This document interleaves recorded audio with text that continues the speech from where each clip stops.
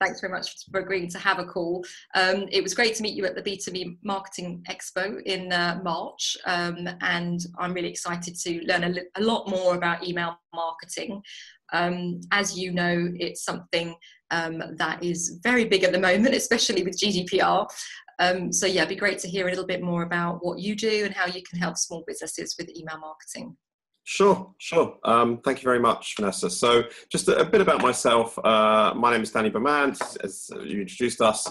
I founded a company called Inbox Express. And what we do is we help business owners who want to use email to communicate with their email list, but just don't know what to say, don't have time to write emails, never get any results, never get any business from emails. And the system basically just gives them all the templates they need to do that. Okay, so thanks very much. And we'll go through a few questions that I've got lined up for you, especially in the light of GDPR. So as most of the people that follow my blog or know me already will know, I'm very interested in marketing. I help coach small business owners in how to market their business. I've very much focused on the social media side of things and also the strategy side, and have been less drawn towards email marketing, but I'm to be convinced by you, Danny, that this is definitely the way to go. And I know I've got lots of other colleagues that are already doing a lot in that space. So yeah, I'm looking forward to today's call. So of course, the big topic is GDPR. There have been thousands of emails going around, many of them to my inbox. So I'd just be interested to know, in the aftermath of GDPR and the big date, how do you think that email marketing is really going to change in future, if it's going to change at all? Sure. I think a couple of things to note to start off with. I think some companies have created a massive own goal for themselves. Just to give you an example, I go to a book fair every year, and they have a big database. And they asked me, presumably all their other subscribers, to re-opt in. And I did re-opt in because I wanted to go to the book festival. But I imagine that when next year comes around, people are going to say, hey, why haven't you sent me an email about the book fair? Why haven't you told me anything about it? They're going to get people not turning up as a result. So a lot of companies who actually have perfectly legitimate reason to email their subscribers, and very often those subscribers are opted in, have kind of gone really over the top and asking people to resubscribe. When very often that's just not necessary. And as a result, many of those people have lost as much as 95% of their subscribers. The reality is, when you ask people to re-opt in, people are very, very busy. They get tons of emails, right? Even if they really, really like what you do, they're not going to re-opt in again, and then you've lost them. But that does create an opportunity as well, because what you have as of, post 20th of May, you have lots of companies now who are not emailing you. You're not on their list, and that does kind of clear a lot of space. So, if you do have a list, if you do have people opt in, you've now got a lot of people who've got a lot less email in their inbox who might actually pay attention to what you're saying to them. So yeah, there's a absolutely huge opportunity there. And there are lots of companies who have been who have taken the right advice and haven't deleted all their subscribers. So we'll be able to take on this opportunity. Yeah, so just to clarify, because actually that's the point that I was really interested in, because I had many of those emails where they said re-opt in, and I have opted in for quite a few, and then the other ones that just said we'll assume that you've opted in. So for small business owners, should they have explicitly asked people to opt out or opt in again, or could they just keep those people on their list, assuming they just notified them of the changes in their policies? I think what you need to be doing is going back into your database and actually checking if people have opted in. If they have opted in, you need to know how they opt in, right? Yeah. So if somebody actually says, well, why are you emailing me? Which I think is very, very, very, very rare that someone's actually going to say, can you tell me why you're emailing me? In most cases, I'll just say, please unsubscribe me. If they've already been getting emails from you up till now without complaining they're opening them, then they'll continue to get them. But that's the important thing. The important thing is you need to be able to check through your database, know that the people have been opted in and where they opted in. I would say you always get the right legal advice. Don't just go on from what I've said. But I think one of the things that we have seen in the last few months is a herd mentality. A lot of people not taking a proper advice, just being really lazy, seeing everybody else doing things a certain way, and then they follow. I mean, one of the most extraordinary things I saw a business coach who he's a business coach, helps people get more business, and he sent out an email saying, guys, I'm not going to be emailing you anymore. I'm going to just stick to networking and phone calls. And I thought, what an own goal. Yeah. Actually, what a bad example, because he's supposed to be helping people get more business. And email is still as I will sort of explain over the course of this call, the most important channel to use for marketing. So I think there's been a lot of panic, hasn't there? And I certainly have an email list with people that have opted in, and I'm definitely going to be contacting them again.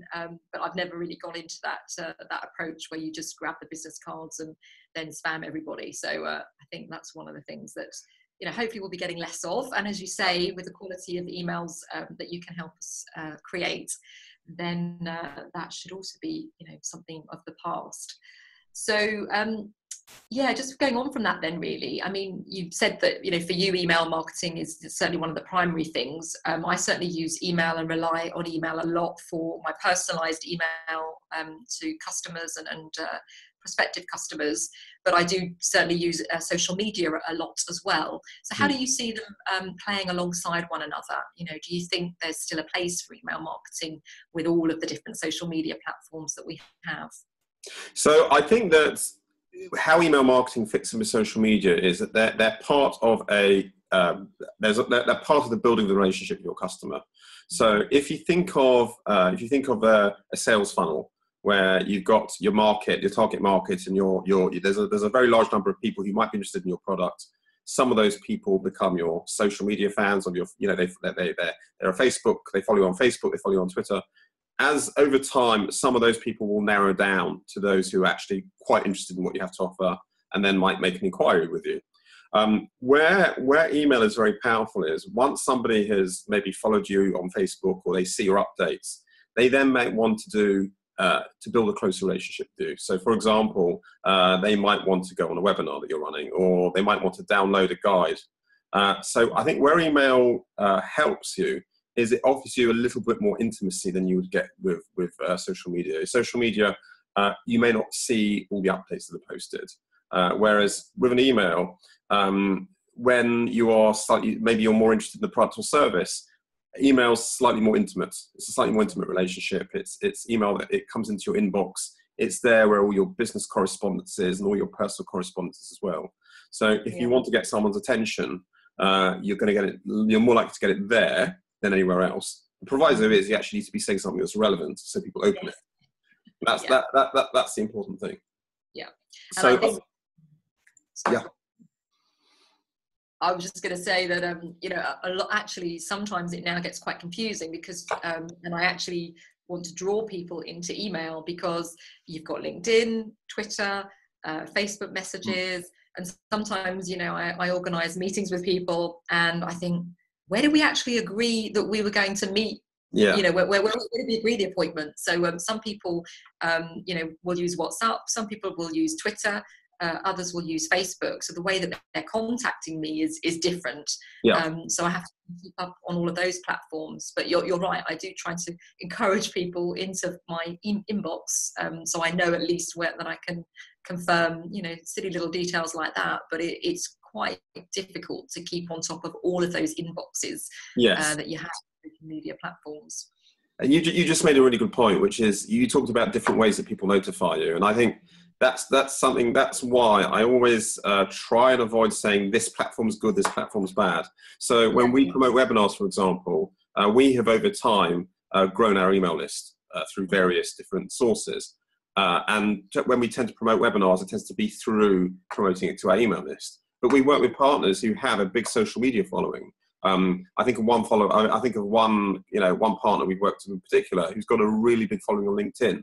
And he's driven a lot of traffic to our webinars just by really just telling his LinkedIn audience about it. So I think you just need to understand your audience. Where are your audience? And what works for you is the best channel to actually get that audience online. I think where emails has a particular advantage is just that your inbox is just more intimate.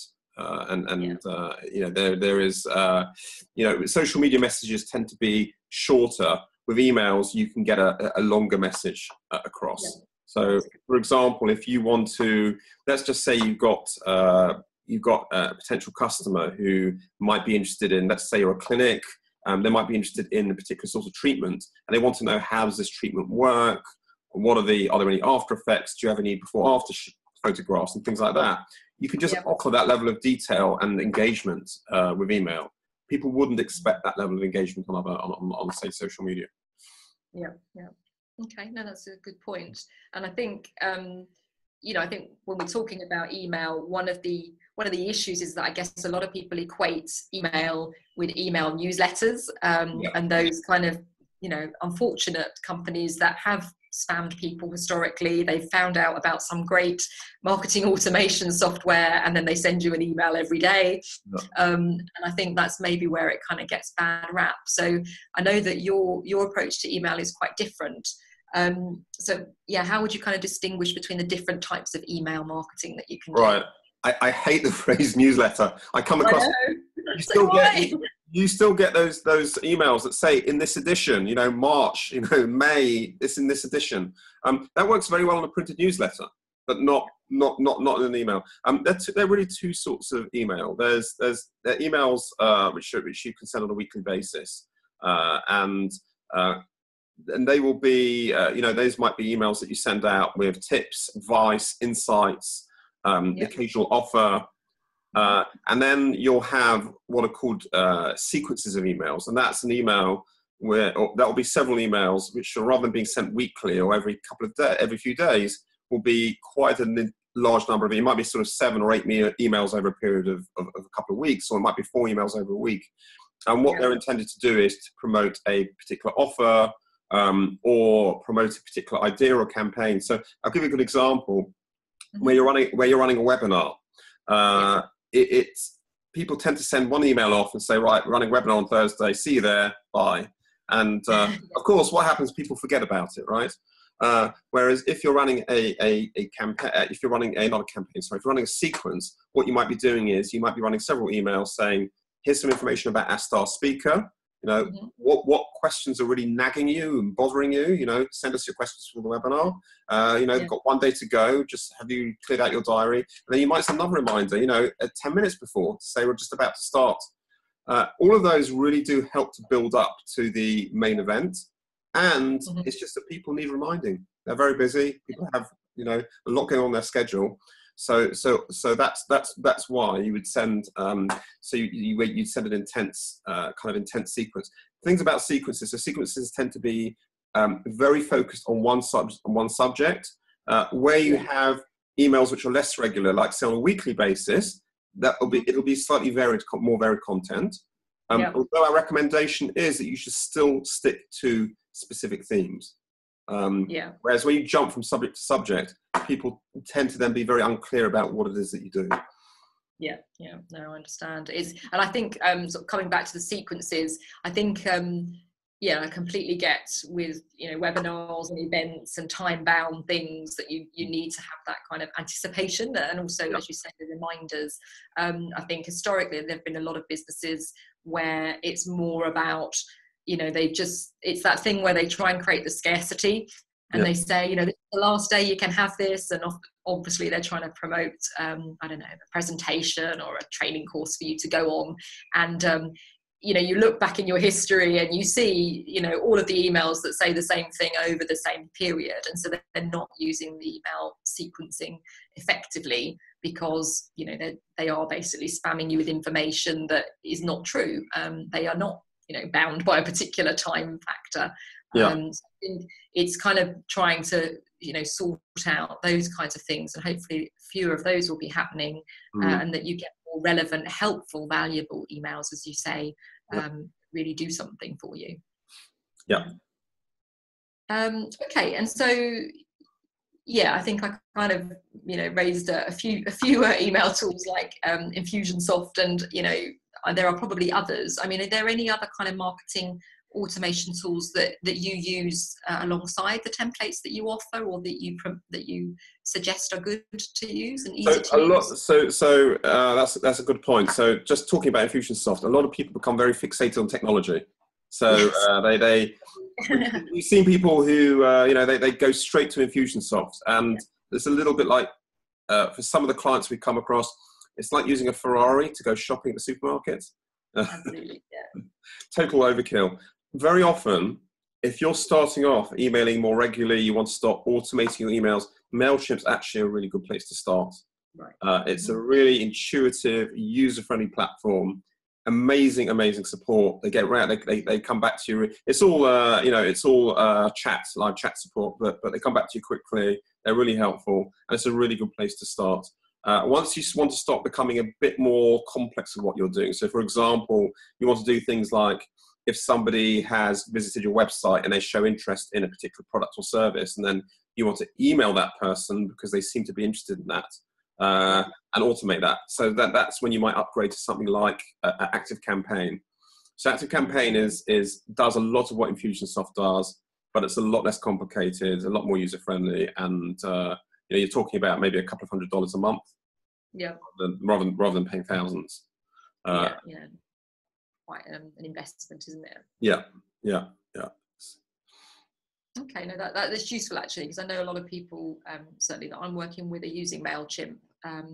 But again, it's like everything. It depends on how you use it, isn't it? It's just a tool. I think a lot of people to begin with want to just do things like they want to send send a few emails over a few days to people, and they want it to work automatically. Where if somebody goes to your website and signs up for an event that you're running or a webinar, they want it to be able to automatically send a few emails to introduce themselves to you and just let you know about the event.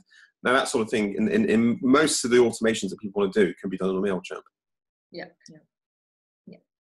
Okay. Thank you. That's really helpful.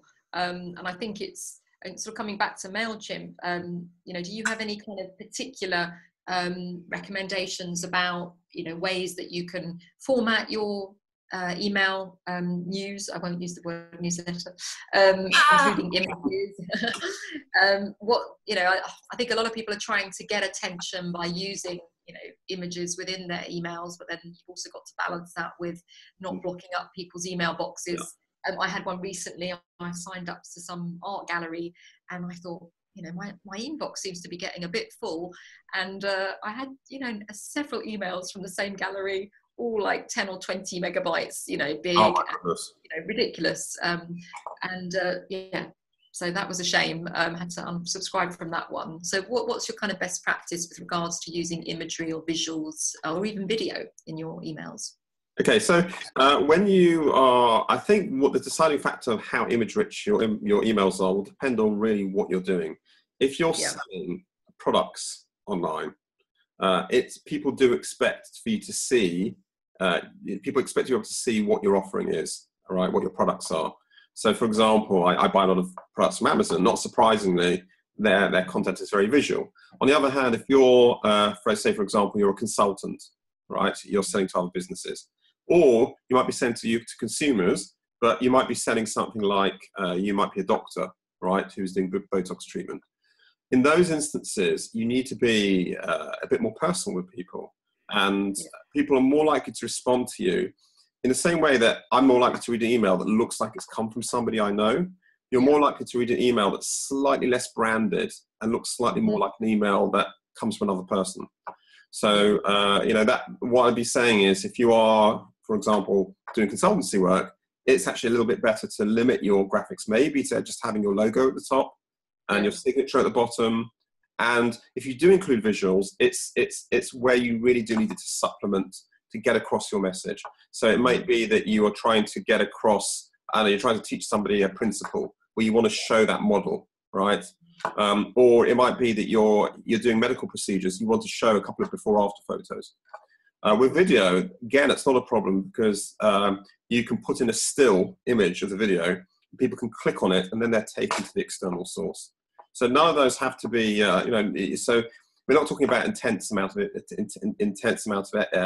memory being taken up. So I'd say think about what business you're in, and just then think about what's sensible to use based on that. Yeah, and I guess often your call to action is going to be that you want people to visit your website or go to a particular landing page, and that's where you can have your more sort of visual content. Yeah, Yeah, yeah. I think people, what you have to understand is that people wise up to what's in their inbox. So people, based on particular visual signals, they'll then decide how to respond, right? If you get an email that somebody says to me, it says, "I don't want to take up any of your time," you know, this person's going to take up a lot of your time, right? And the same thing, if people see an email that's visually, there's a lot of graphics in it, people might think, "Oh, this is a brand. This is a company that wants to talk about the products."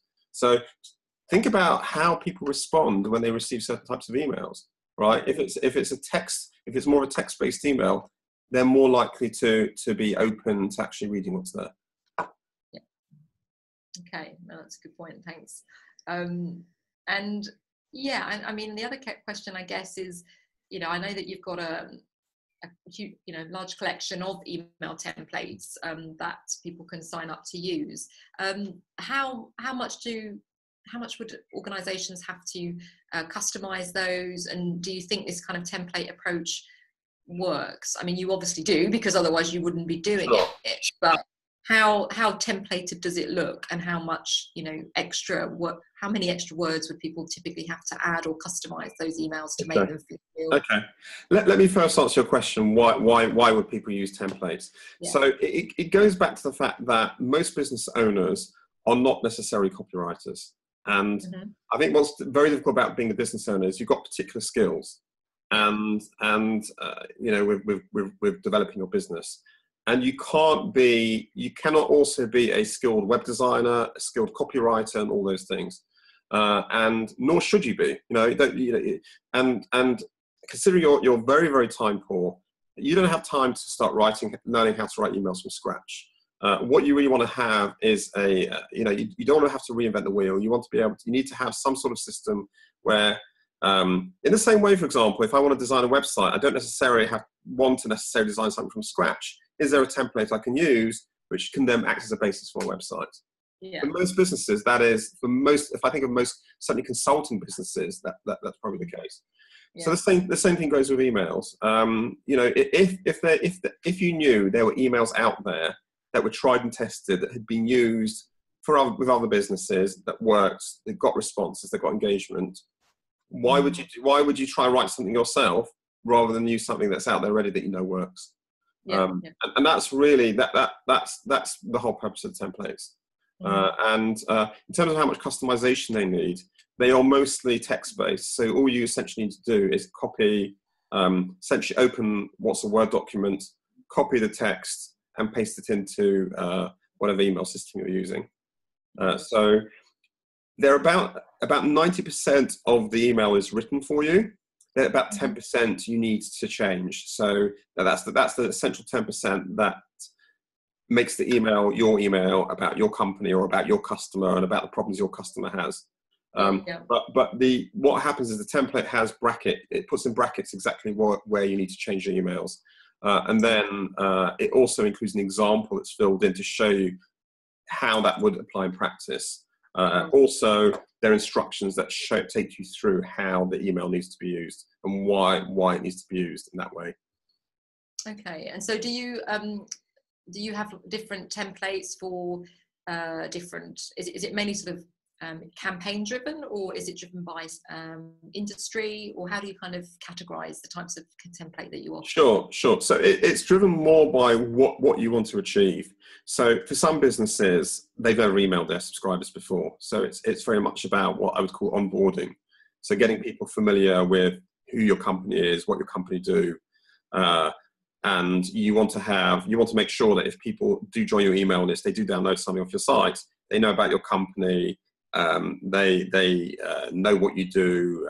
They know where you come in, and that's a really essential step you need to take. A lot of companies they go quite fast onto the selling part, and marketing's a bit like a courtship, right? You can't propose marriage to somebody if you don't know who they are. So you need to kind of break the ice a bit, and that's what the onboarding sequence is all about. Then there are emails which are much more about essentially promoting you as an expert in your industry. So there's specific emails about how to share tips, how to share ideas, how to share insights, there might be, for example, mistakes you want to tell your customers that they need to avoid. There might be case studies that you want to share. So there's a whole section like that. And then there are people who have got content that they want to share. So, for example, they've got books they've published, white papers, webinars, and they want to drive people to that, but they don't want to bore them. They don't want to keep saying, go read this, go and download that. They want to get people intrigued so they'll actually do that. So that's really about getting people to consume your content and kind of to demonstrate, again, just to demonstrate your expertise. And then the next section is all about selling products and services. So there's a section about how to repeat your offer without boring people. If you're launching a new product, how do you go about launching a product so people are excited about it? If you are promoting an event, how do you promote that event so people actually turn up to it, so that you can fill that event up? So there is, with all of those, there are specific emails that need to be sent in a specific order. Yes. So you can download, it's not just one email, but you download a whole set, which you can then set up. And there are instructions on how to do that. And yeah, in terms of, I think another question that might come up is, well, will I run out of emails? Or once I've sent certain emails, will that be it? You know, what do I then say? I've run out of things to talk about. So the library continues to grow. So as you become a member over time, more emails get added to the library. And they're going to be all sorts of avenues that you can use to communicate with your customers. I think there's probably another thing to answer there. I think you said earlier about spam. You talked quite a bit about spam, and people don't like being spammed. So one of the things that people need to be aware of when they're using templates is that there are two things you want to avoid doing. One is you want to avoid selling the whole time, because that's how you burn your list. That's how you put people off. All you're ever doing is pushing offers, and people don't like being sold to the whole time. But there is another side as well that most businesses get wrong, which is that they're very, very good at marketing, in terms of very good at sharing insights and ideas, but they never, ever actually ask for your business. You know, they never promote an offer. And unfortunately, it doesn't matter how wonderful you are. You know, you might have, for example, the most incredible, say you're an accountant, you might have some really amazing insights about these are the things you can do to make your business more tax efficient. But if you never actually present your audience with an offer, they'll never buy anything from you. And so people go wrong there as well. So what the library does, and I guess that's where we also come in, because what we do is we do a quarterly consultancy call with you. We talk about, as part of the service, we help you to get that balance right, so that you're not just marketing, you're also selling. And you should really, it should be an ongoing cycle. You should be, most of the time, you know, really educating your audience, giving them insights, showing them, understanding the problems they're having and showing them how to solve it. And then saying to them occasionally, you know, we've talked you through how the process works. You know, would you like some help to solve this problem? You know, don't be scared to ask don't be scared to ask for business, because if you don't, you'll never get it. Yeah, and I think there are a lot of people that put a lot of effort into their newsletters, and you know, and it's a shame because they don't get that feedback, and they don't make or close the business, as it were. And others that, you know, just it seems to come easily. So I think it's really good to have that balance, definitely. Well, people may not even know what you sell until you actually have an offer. They just think you're someone out there who offers lots of great advice. Nice. Thank you very much. And I think it's very easy to share, especially when you're in a consulting or a coaching business. It's very easy to give a lot of information without sort of delineating, exactly that. What is my service and how do I package it? Well, and more than that, a lot of companies give far too much away. There's actually a saying which is show that share the why and sell the how, which means that what you should be doing, you should be educating your audience about why they're having this problem, and that there is something they can do about it, and what the process is. But in terms of, okay, how do I actually use this, or how do I now solve it? That's where you sell. Yes, very interesting. And well, I guess that's, to a certain extent, that's nearly it. But what is there any other best practice? I mean, you've given us some great tips about the approach with email marketing. Is there anything else that you think, especially small business owners, should be aware of, or any advice you can offer? Sure. The most important thing is to really have a very deep understanding of your customers in terms of what are the problems that they're having. When you ask most businesses, what problems do your customers have? They tend to be very superficial. So if I was to say to you, let's just say you're an accountant, and I said to you, what problems do your customers have? They want to save tax. And all that, everybody has that problem. But on a much deeper level, it might be, we have cash flow problems. We don't know if we're going to be able to pay our corporation tax this year. We have staff turnover. We don't know if we're going to be in business this time next year. And it goes on and on and on and on. And I think if you can have a much, much deeper understanding of where your customers are coming from, you've got a much more likelihood to be able to actually help them and to actually get their interest. When people look at what's coming into their inbox, the thing that they're always going through their mind, when they decide, they see a subject line and they decide, okay, shall I actually bother to open this email? They're thinking one thing only, which is what's in it for me. And they need to be able to see that your email is doing that. You're actually understand where they're coming from, and you want to help them with that. And most businesses don't do nearly enough research into what is really going on in their customers' world, what's going on in their mind, what's going on in their business. And I think if you can really tap into that, you're already way, way, way ahead of your competitors. Yeah, there's actually a presentation that I did probably a couple of months ago now, which was about target audience, and that's definitely one of the places that I start with. Social media. Often people will come to me and say, I want to do some marketing, I want to do social media. The first place we look is their website, and if you want to make sure you've got a great website, you've really got to understand your target audience. So we spend a lot of time working out buyer personas, and then that just makes the messaging really easy, much simpler.